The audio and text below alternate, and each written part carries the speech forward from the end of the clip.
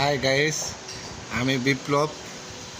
আমার ছাদ বাগান আমার ইউটিউব চ্যানেলের জন্য আমি একটা ভিডিও বানাচ্ছি। বন্ধুরা, আজকে আপনাদের আমি একটা মজার একটা ইন্টারেস্ট জিনিস দেখাবো। আমি অনেক দিন ধরে ছাদে উঠি না, তো আজকে ছাদে উঠলাম।